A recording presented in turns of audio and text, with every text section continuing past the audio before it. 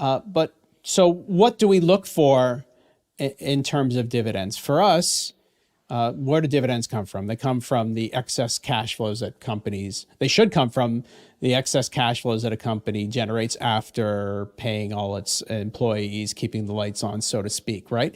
And so with this leftover cash flow, it's an easy number to calculate. It's and you know, it's just net income minus capital expenditures, and you've got what's left over. The issue is maybe add back depreciation. I missed that one. But the bottom line for that is, if you see a company that year in and year out is paying out more in dividends than the free cash flow that it's generating, you probably are going to have a problem, unless it's a temporary. So like during the pandemic, right? A lot of companies still were paying their dividends, but the business was a zero for a few months, right? You can suffer through that because you know the company has a good balance sheet, and when things recover, the dividend will be fine. But BCE was paying out more than it was taking in for a number of years. And for some strange reason, raising that dividend.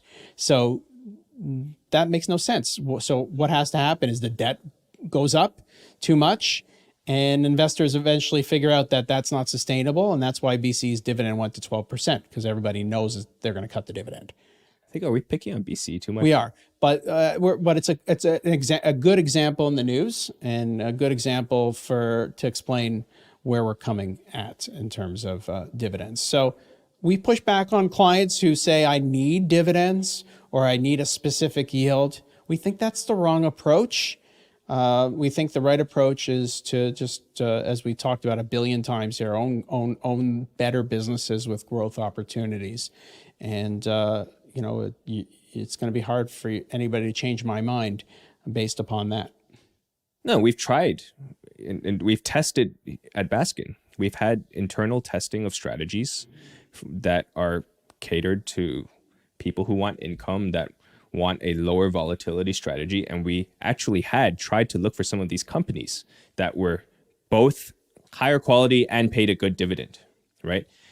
And we tried it for a couple of years. What we're saying is paying a good dividend, like a yield that is a 3 or 4 or 5%. Yes. Not like a lot of our companies pay dividends, but their yields like 7%. Yeah, but their yields are very, very low, right? Yeah. And not a single one of those names has really worked. And the reason, I think there's a reason for that.